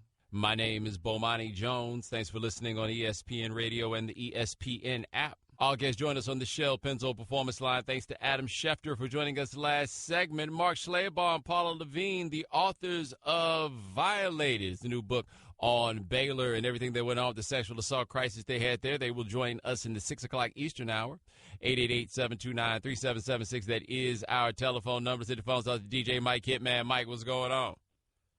Hey, Bo, did you see that hit, right? You saw that hit. Odell Beckham, you saw that, right? Yep. He got the stupidest agent in the world. If he had me, I would have told him in his ear, while you were down there praying, I ain't playing another football game till I got paid. I see the point. He playing football. He playing football for preseason for free. He ain't getting paid. That's free football. Is it right or the wrong, Bo? No, that is a good point. These cats ain't getting full game check prices for playing in the preseason. Hey, Bo, if you get hit like that and you go in the locker room on your knees, you know you ain't praying. I'm saying I ain't playing no another football game till I get paid. What y'all want to do? You think that will work? That will work. I'm gonna tell you something. You saw Marshall went up there with them alligator arms. He was scared to catch the football. Come on now. I was watching the game. Shannon's team don't look too good. Even though the quarterback let him out to try to get him crushed. But both, I will get paid. You can't be walking around with that Wanda hairdo looking like that guy on Living Color. Ain't gonna get paid. I see where you're coming from. And I'm speaking the truth. Huh? I see where you're coming from. Yeah. If y'all don't know who Wanda is, go to 1982, look up Living Color. It's all on YouTube. You can't be walking around with that Wanda hairdo. Ain't gonna get paid. And he on his knees, Bo. Ain't getting paid. And another thing, Bo. It's a cowboy world. We about to take this division. Shannon, you might be eating these steaks with me after all, face to face. And check this out, Shannon. When we eat, I'm asking, how you like your Cowboys? How we go, Bo? All right, Mike. Shannon, what you got to say about that? He's talking a lot. I appreciate all the confidence that he has. He should. He has a really good team that played very well in the playoff. Yeah, wait, that's right. They didn't win a game. I mean, we didn't either, but I'm just saying. That's what I was about to say. The Giants got a really good team. So we both got eliminated last year in the first round playoffs, but then the head-to-head, and, yeah, so last year 2 teams played 2 games, and you digging. You digging right now, aren't you? You digging right now. You because I'm looking back, I should be focused on the forward, right? He does make an interesting point, though. If I was a real star, why play in preseason if you're not getting a real season check? Because them injuries are real season. Right? Like, he does. I hadn't thought about that quite like that. Like, I would not be trying to play in the preseason at all if I was a legitimate player. Ever. I remember Michael Vick got his leg broken in the preseason. It's like, why are we here? Like, why? You know how much money that boy worth? All right, 888-729-3776. That is our telephone number. You may be familiar with Joe Thomas. Joe Thomas plays for the Cleveland Browns. Cleveland Browns drafted Joe Thomas, I believe, number 3 overall in the draft. Because that's the sort of thing that you do, right? You draft a franchise left tackle if he is around because you need a franchise left tackle to protect your franchise quarterback. And so it wound up one of those situations where the Browns were kind of like, it's like I'm a millionaire. Only thing I'm missing is about $1 million. The $1 million in this case, of course, being the franchise quarterback. And when I say that the Browns have not had the franchise quarterback, here is Joe Thomas on E60 naming all the quarterbacks that he has blocked for since he joined the Cleveland Browns. It's not pretty, folks. All right, so we've got Derek Anderson, Charlie Fry. Pride of Akron. What an honor it must have been. Seneca Walsh, Colt McCoy. Was that 4? That's 4. Brady Quinn. Beautiful man. Not a great quarterback. Jake Delhomme. Oh, Ken Dorsey, I believe. Miami's own. Brian Hoyer. It was fun watching a local boy not do well. Oh, Bruce Gradkowski. He started Johnny Manziel. What a treat that was. The steam is coming out here. But this is great. Thad Lewis. He protected Thad Lewis. Brandon Whedon. Oh. Cody Kessler. 12, Jason 13, Campbell. 14. I'm sorry. Oh, Josh McCown. Good buddy. McCown, of that course. 15. That's 15. Oh, and Robert Griffin. The bones of Robert Griffin III. Connor Shaw. Yep, he started the last game of the year against the Ravens. I can see his face. Austin Davis. What a nightmare. Dude, the wild part is how many of them dudes are still in the league. Like, I counted at least 2 guys, Josh McCown and Brian Hoyer. Brian Hoyer will be the starter in San Francisco. Josh McCown will be the starter, probably be the starter for the Jets unless they just decide they want to see Christian Hackenberg, crumble into a puddle of tears. Colt McCoy, he's still in the league. Thad Lewis, I heard he just signed with somebody. Austin Davis, didn't Seattle sign him? So what does this say? Where we talk about the Browns and how terrible their quarterbacks are, except those guys still get to play football. They still around here. If Johnny Manziel could clean up just a little bit, somebody would love nothing more than to bring him in. Nothing more than to bring him on board. So what's worse? The state of Browns quarterbacking or the state of overall quarterbacking, given that a lot of these cats could still wind up being a starter with maybe just one injury happening somewhere. Also, what does it say about the Browns? that, one, you have to go through all of these quarterbacks and that a lot of these guys are still in the league. So this is more about you and your inabilities to put anything around them aside from Joe Thomas. Yeah, but what does he say about Joe Thomas, right? Like, I feel like Joe Thomas is like if you got the Secret Service outside of Outhouse. Right? Like, ain't nobody breaking into that. Why do you need all this security? Nobody's breaking into that. That's where they are. Right? Like that is what Joe Thomas has had to do. He must just really, really like care a lot about his job and just really enjoy banging into people. Because if I was him, I'd be like, yeah, so what if he gets hurt? It ain't going to mess up the team. Like, it might be bad for him, but what's this going to do for the team? In fact, we might be better off if we go to the bench to go to whoever the next guy is. By the way, you mentioned Cody Kessler. Speaking of him, have we completely forgotten about him? We talk about Deshaun Kaiser and Brock Osweiler. Are we just giving up on the Cody Kessler thing? Is that just not going to happen? Hugh Jackson last year was like, trust me on this one, guys. Trust me. I kind of forgot he was on the team already. He just joined the team last year. All right, 888-729-3776. That's our telephone number. Give us a call. Coming up next, did you have a problem with that hit on Odell Beckham? You listen to ESPN Radio on the ESPN app. The Right Time with Bomani Jones.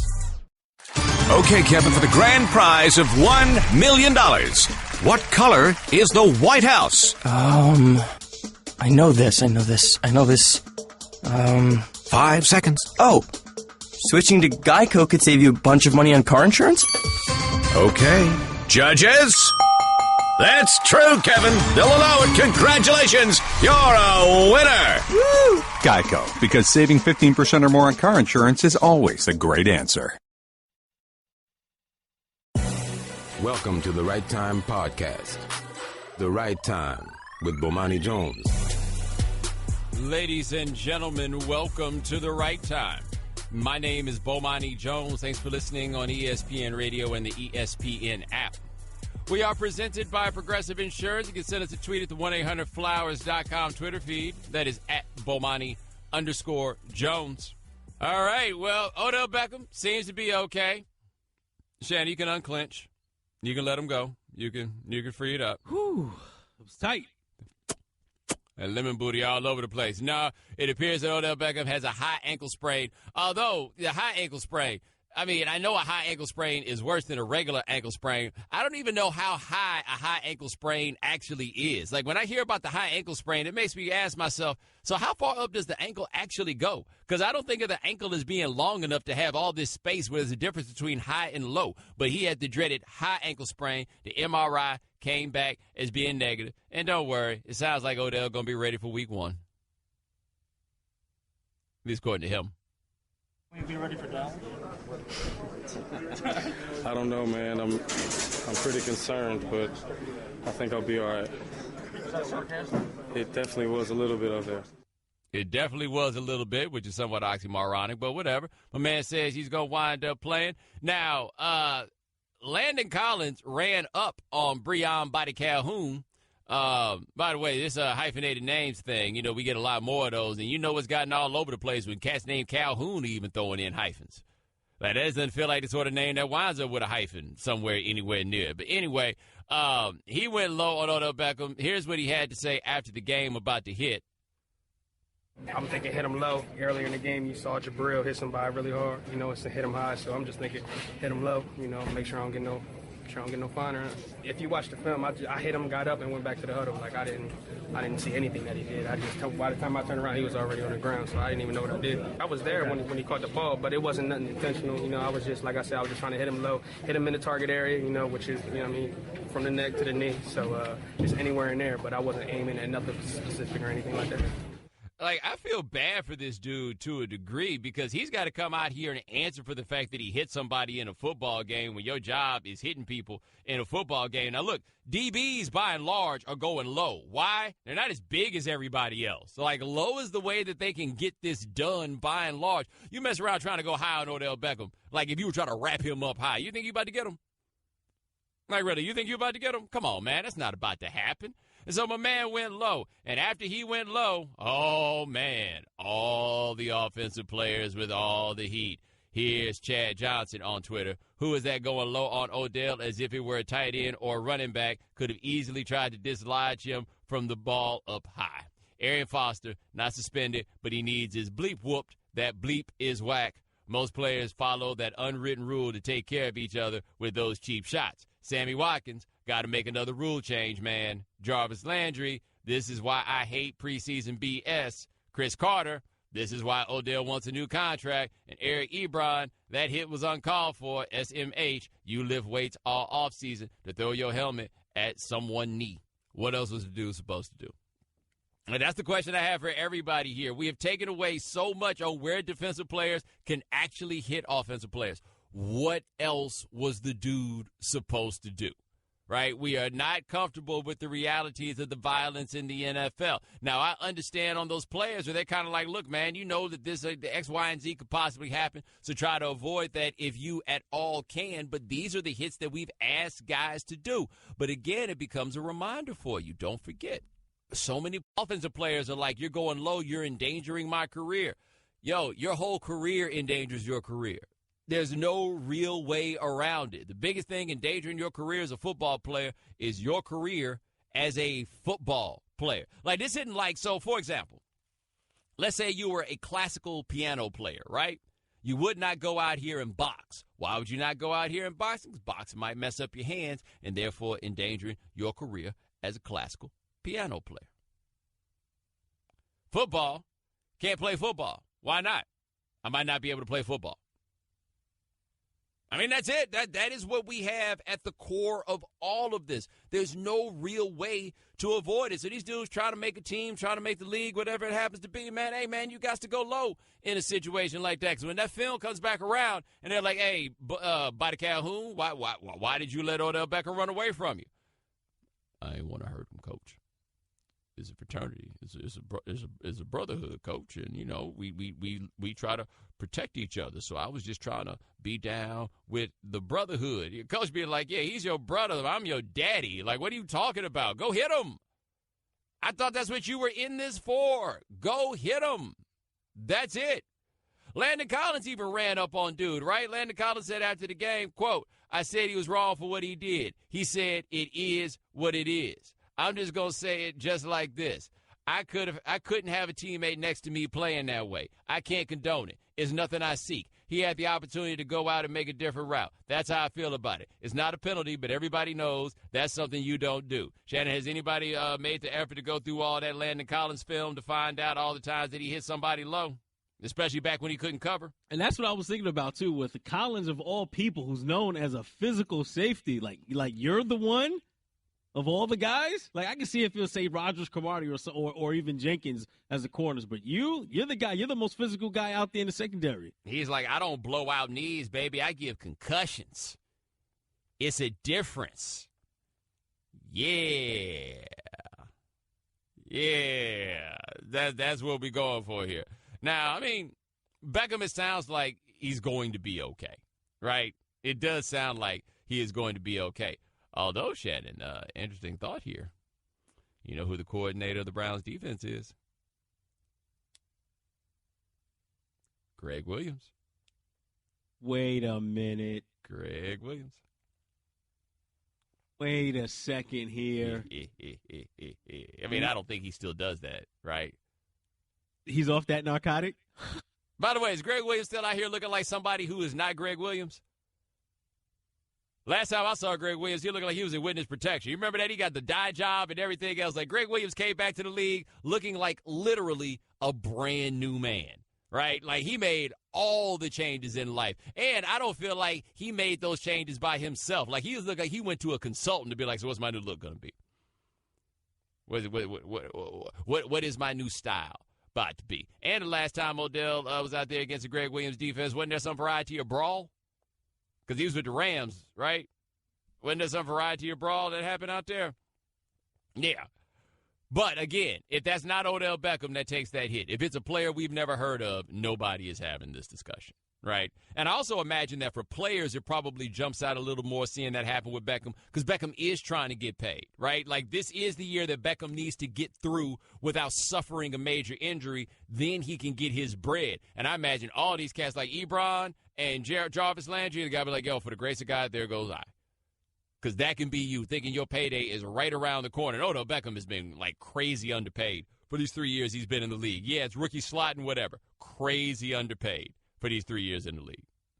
And now is your chance to catch in, and you were a cleat sticking in the ground away from the full-on shutdown. Oh, there's that brawl. I'd forgotten about this one. That's that Alagoga tree. Got him out of bounds and slapped him in the face because these dudes be hating on Odell.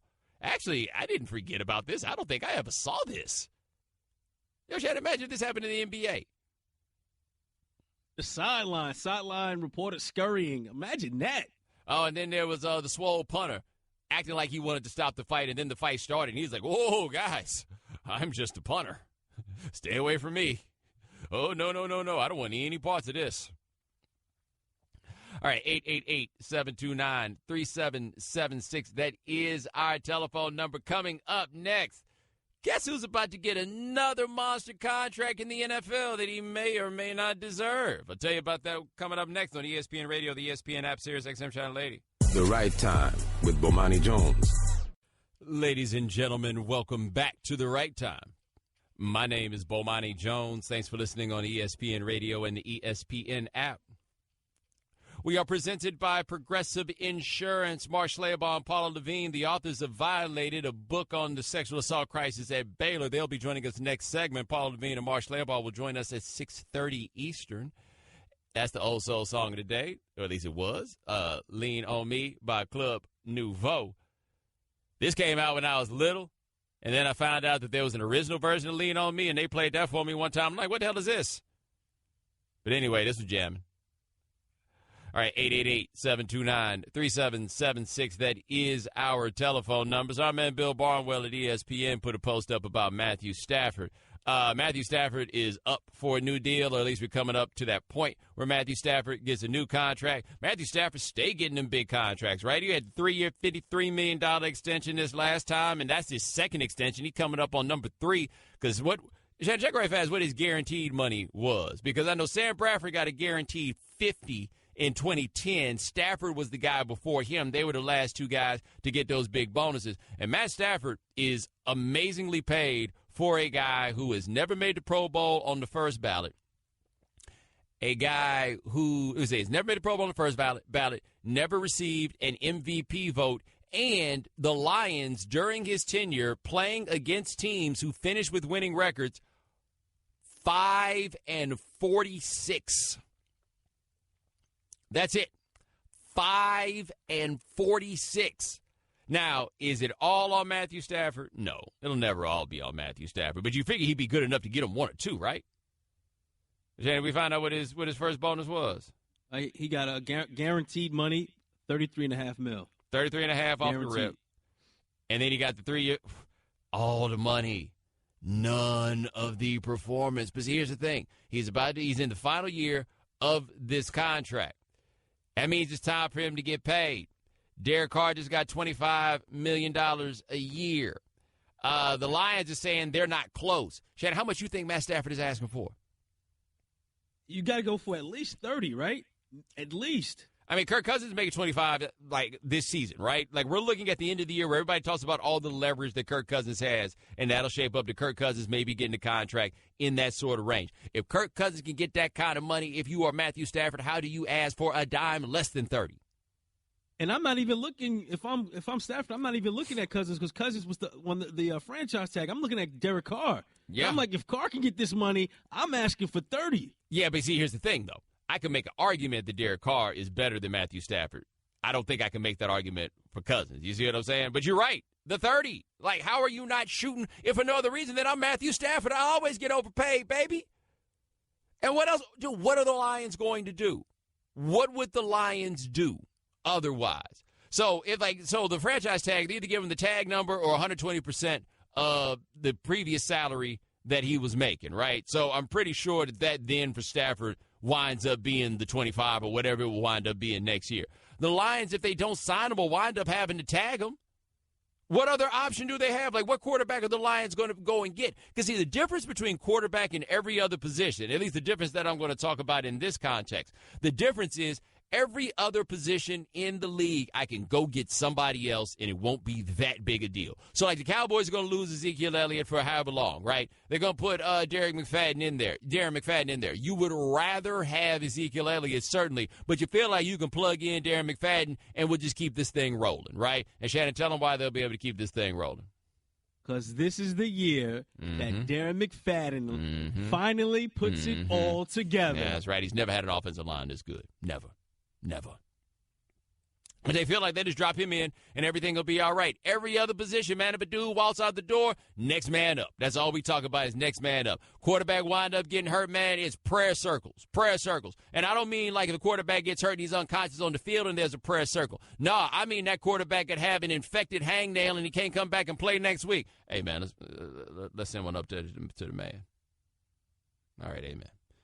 Like, that's what it's got to be. So if you're the Lions, you can't just say, all right, well, we're not going to pay Stafford this money. We'll just go get another guy. There ain't no just another guy that you're going to wind up getting. No team ever winds up really, truly. I mean, very rarely. I can't say no, but it's very rare that a team winds up in a situation where they adequately plan for the next quarterback. It is very rare because quarterbacks don't like it when you draft their replacements and send them to live up under them. They're not big on that. So the Lions are just going to wind up being stuck like Chuck. Like, if you take total QBR as a measure that you care about, Barnwell made this point. Stafford is 16th in the league. 16th in the league of the 25 quarterbacks who have thrown 2,000 passes since 2009. Since 2009, he's at 16. In between Carson Palmer, right below Carson Palmer and Joe Flacco, right above Andy Dalton and Jay Cutler. He is dead in the middle of That's where he is. In the middle of He's going to get $25 million a year. All these quarterbacks are going to be the ones that wind up getting paid. I'm telling you, Kirk Cousins could bring on a work stoppage all by himself because none of these folks got it in them to just be like, nah, we're good. We're going to move on. And you can't do that until you actually have the quarterback. Now, Shannon, let me run this by you. Let's say the Lions come out here and stink up the joint. Which, always possible, right? Yeah. So, let's say they stink up the joint. Let's say they get like a top 5 pick. Do you take the quarterback and let him walk? Ooh, that's a good question. Or do you still take the quarterback and you franchise Stafford for that 1 year? But it's the same thing, though, right? I mean, essentially, yeah. I mean, you got to start a plan. Right. But do you do it? Are you better off just tanking out that year? Right? Are you better off doing that? Like, I don't really know what it is that they should or should not do. I don't really know. But it's going to end up with Matthew Stafford probably getting like $25 million. Because there's no way around it. And Stafford, this is year 9 for Stafford, right? Year 9. We keep waiting on Stafford to bring this thing back around. Like, he's the ultimate, this is the year that he puts it all together guy, right? We keep thinking that this is going to be the year that Stafford puts it together.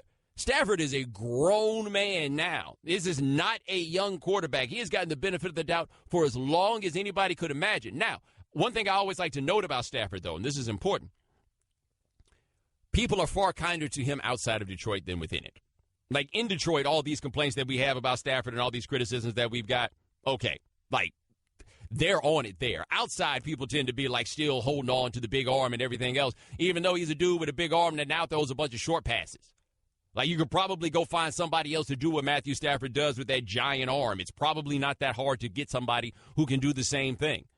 And he's going to wind up getting $25 million a year in the name of scarcity at the quarterback position. That tells you how hard it is to go find somebody to play quarterback. And your friendly reminder that there are capable people to play quarterback who cannot get on playing quarterback. And you claim they're just not good enough, but somebody going to pay Matthew Stafford $25 million a year. That's not what you do if there's enough quarterbacks that are good enough in the league. And, Shannon, you mentioned Derek Carr. Derek Carr got to be mad as hell that he signed his deal when he did. I guess he wanted the security.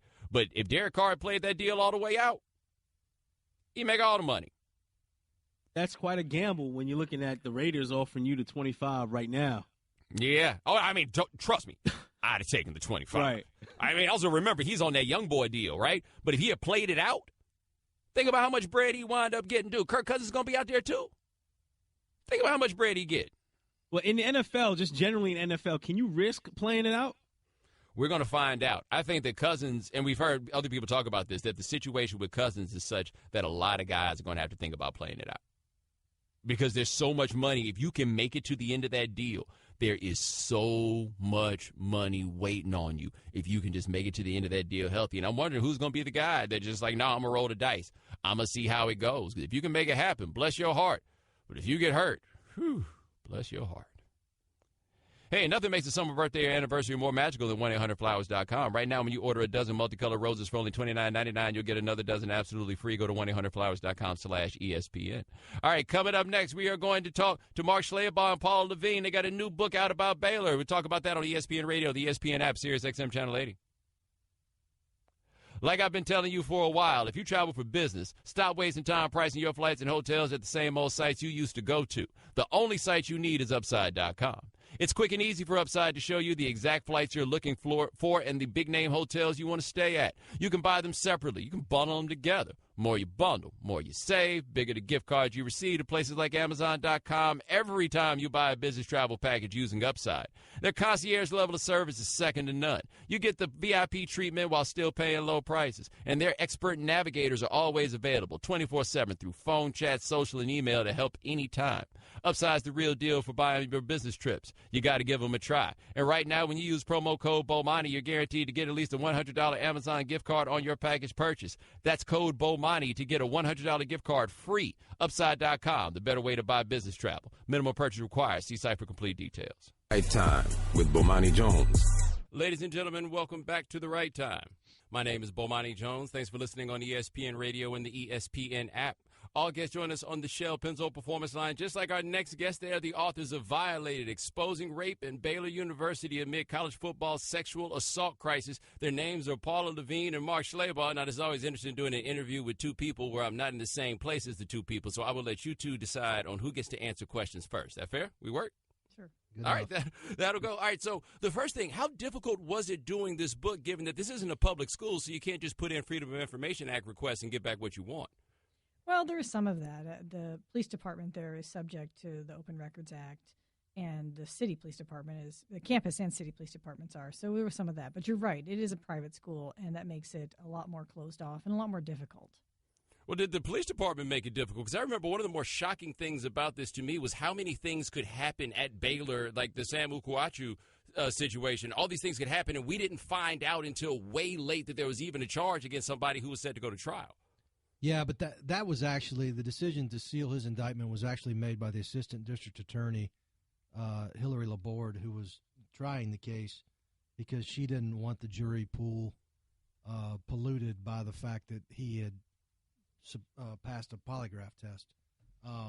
But no, I mean, there was another incident involving Ahmad Dixon, one of their All-American safeties, which we wrote about, where he was involved in a fight at a university event on campus where a kid was badly injured, and for whatever reason, a Waco police officer took the police report, put it in a locked filing cabinet inside of an office, and wouldn't give access to it to anybody who had requested any sort of those documents. Now, we're talking to Mark Schleybaugh and Paula Levine, the authors of Violated, Exposing Rape in Baylor University Amid College Football Sexual Assault Crisis. Now, was this just simply a case of a school being hell-bent on winning at football and then just throwing everything out the window? Well, I think part of it was that they were so into their reputation, into their image, that they were very concerned about screwing that up. And, but the cases went beyond football. They went to regular students too, and so I think it was not just the penchant to win, but just the reputation, and also we're talking about a Christian university, and they didn't want to sully the religious reputation of their university by having all this attention to alleged sexual assaults. Well, I guess that's one of these tricky things about this is with schools is while there's the obligation to try to protect their students, there seems to be a prioritization also on not giving a negative signal to people who are out there. So it seems that what you found in the book is that the dedication to, I guess what they call it, the Baylor way, or the appearance of it, was more important than the application. Yeah, I think there was largely just indifference, Bomani, and I think if you read the book, anybody will see that it was campus-wide systematic failure. It wasn't just the football program. It wasn't just the athletic department. It was the Waco Police Department, the Baylor Police Department, the Baylor administration, the Title IX office, which really didn't exist, and judicial affairs. You got to remember, this was a university that didn't allow its students to dance on campus till the 1990s. I just think there was this denial by the people in charge that not only was sexual assault happening, but they didn't even want to admit kids were having premarital sex, were drinking, were smoking marijuana, the things that go on campuses across the country. But, people in charge just didn't think that would happen at Baylor. All right, we're talking to Mark Schleybaugh and Paula Levine, the authors of Violated. Now, I guess it becomes tricky for me, like as someone who's been around universities for a very long time. It seems kind of crazy, the idea that people who run a school would be in such levels of denial about what was going on campus. So from Baylor, once they, was it a matter of them discovering these things happening or just a matter of them acknowledging? Well, Bomani, you're right. I mean, it's amazing that in this day and age, with news coming out all the time about colleges and sexual assault in their football or basketball programs, that they wouldn't have thought, hey, maybe we should see what's going on here. I think it's a little bit of both, that they didn't want to acknowledge it, or that they wanted to deflect the attention and not, as the phrase everybody uses, sort of, sweep everything under the rug. Now, as the football team began to rise in prominence, how important was that to the university? Because they've been so terrible forever.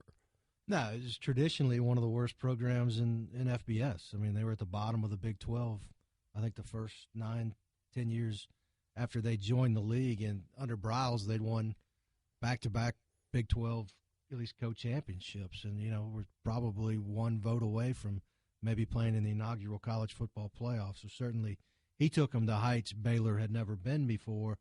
And on top of that, Baylor was a destination for top recruits in Texas and other parts of the country.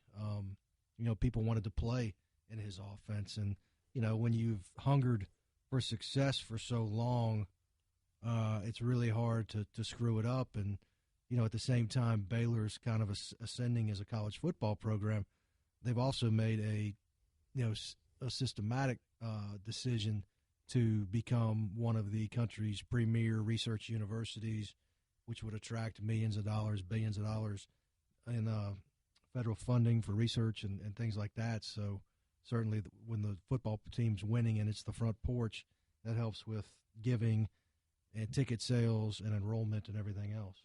All right, talking to Paul Levine and Mark Schleybaugh, the authors of Violated, here on The Right Time. Now, Art Briles, one point that he seemed to want to make in his defenses of himself was that this is not about the football program, this is about the university, and that seems to fall in line with your conclusions that a lot of this had to do with the university. But was there anything particular about the football program within this culture? Yeah, one thing that really stood out within the football program was that the allegations of gang rapes, the violent nature of these alleged sexual assaults. I mean, the Title IX investigators were shocked by this. That was what stood out to both of them who resigned, and it was a lot of these things happen at parties. Women described being taken into a room and like multiple men. I mean, one account from one woman said she thought maybe 10 to 15 guys were involved. That's what really stood out about a lot of these allegations involving football players. And you guys talked to a lot of victims in the course of doing this book. What was that experience like? Like, I guess as a writer, I'm curious about like how you approach something like that and dealing with somebody who's exposing something so raw and such a statement of their vulnerability. I think to acknowledge that every woman is different. I mean, some are ready to tell their stories, some aren't. To tell them how you plan on using it, and to give them the option to not have their name used. But I also think a lot of women want to know, well, what's going to be the result of this? Like, I'm putting myself out there, I'm putting my story out there. Is it going to have an effect? I had so many women ask me about that, and the hope is that by speaking out and by making their stories a strong narrative about what happened. I mean, people can really, in the book, people can really see, like, it wasn't just the incident. It wasn't just that night or that party. It was what happened the months and years after, about how this completely changed their lives. To try to sort of tell them that, your story can really affect change, it was important for them to hear that. Well, after all the research that you did on this book and after writing it and completing it, what do you think when you hear about this idea that being floated now, perhaps Art Briles being a head coach in 2018 at some campus? I've said for a while, Bomani, I just don't think it's going to happen. I don't think it's going to happen in 2018. I don't think it's going to happen anytime soon, if ever. Maybe he'll coach in the pros, but I don't think there is a university president or an AD out there that can read our book, read everything else that's been written about Baylor, and determine that Art Briles should be leading a football program. I thought one of the more interesting revelations in the book was, when Art Briles and Ian McCall, the former Baylor AD, were called in to meet with the trustees who were going to decide whether or not to fire him. They gave him one last chance to explain why it happened and what he was going to do to fix it. And one of the trustees told us it was like he had made a bad call late in a game. They lost the game, and he said it wouldn't happen again. He had no plan in place to address these issues. So I think that was really, really, really telling about, just how little relevance he really gave these issues. All right, that is Paul Levine and Mark Schleybaugh, the authors of Violated, a new book out about the culture at Baylor University and the sexual assault crisis. Check that out. You get a chance. Thanks so much for joining us. I really appreciate it. Thanks. All right, ESPN Radio is presented by Progressive Insurance. Customers who switch to Progressive save an average of $500. Call or click today and find out how we can save you hundreds on your car insurance. The Right Time with Bomani Jones. Ladies and gentlemen, welcome back to The Right Time. My name is Bomani Jones. Thanks for listening on ESPN Radio and the ESPN app. All guests join us on the Shell Pennzoil Performance Line. Thanks to Mark Schleybaugh and Paula Levine for joining us last segment. Thanks to Adam Schefter for joining us in the 5 o'clock Eastern Hour. Thanks to Dominique Foxworth for joining us in the 4 o'clock Eastern Hour. Remember, if you miss anything live, check out the Right Time podcast available on the ESPN app. 888-729-3776. That's our telephone number. All right, Shannon, what we miss out on today? We know you can't be on top of all the news and information of the day. Now, if you haven't heard. All right, Odell Beckham sustained what appears to be a high ankle sprain in last night's preseason loss against the Browns. And if you haven't heard, here's Bomani Jones earlier today on The Right Time discussing the risks playing in the preseason.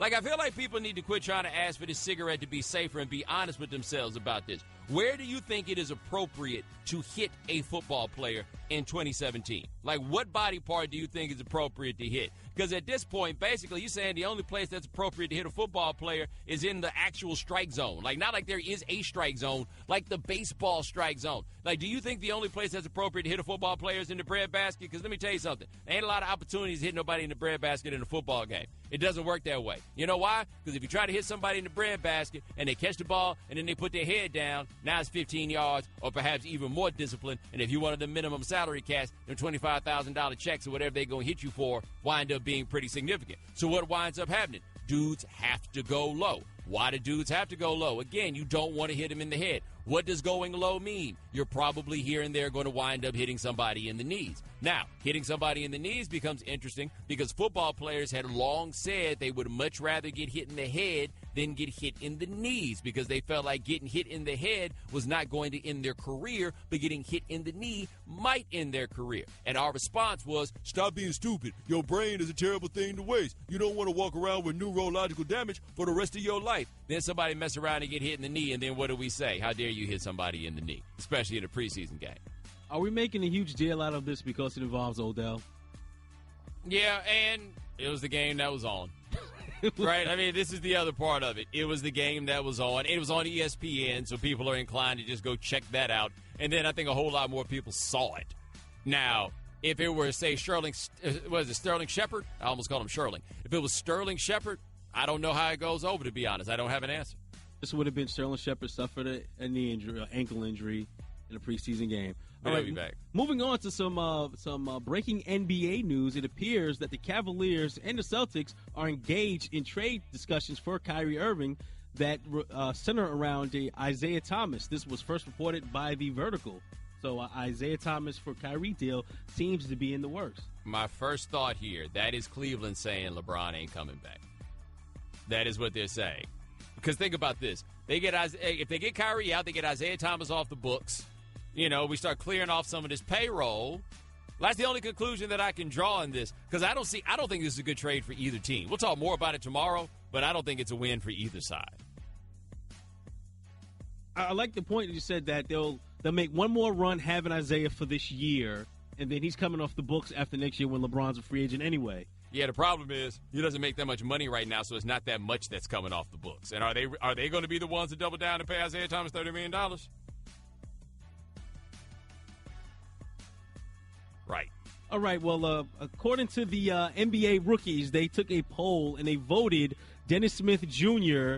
to win the Rookie of the Year award this year. Now, as a Knicks fan, the team that needed a point guard, how should I feel about this? I mean, I don't know. That NC State curse, man. I mean, is he just going to be able to shake that off? Because I feel like that's the sort of thing that kind of stays with you for a little while. Also, if you're Markelle Fultz, you got to feel like they're hating, right? If you're Lonzo Ball, especially you, Lonzo Ball, coming off that summer league, you got to feel like they hating. See, that's where I was going to go because it's like, hate. the hate works after all. But, like, if I'm Fultz, I feel one way. But if I'm Ball, I'm getting all the hype. Like, Ball should be the guy. Like, Ball would be my pick. No, if I'm Fultz, that was the number one pick. I'm salty, too. Right? It's going to be a whole lot of salt as a result of this. Look, if I'm Ben Simmons, I got to be salty, too, right? Oh, I forgot. He is a rookie this year. Them cats like, oh, dang, I didn't even know he was eligible. My bad. Thanks for hipping me the game. I was completely unaware until this moment. But, ladies and gentlemen, thanks so much for joining us here on The Right Time. We do this every weekday, 4 p.m. Eastern. Shannon Nuno Cat, thanks so much. Jalen Jacoby with Jason Fitz is coming up next. We'll have Bobby Marks on the top of the hour to talk about the trade. The Right Time with Bomani Jones. You're listening to Love Advice with Leanne. Caller, you're on the air. Hi, Leanne. Longtime listener, first-time caller. Why, in your professional opinion, do you never take my calls off the air? Is this Carl? Yep, it's Carl. I mean, we had a few dates. Everything was great. I thought, Well, you know, when you switch to Geico, you could save a lot of money on car insurance. Okay, awesome. You should call them. I will. Geico, because saving 15% or more on car insurance is always a great answer.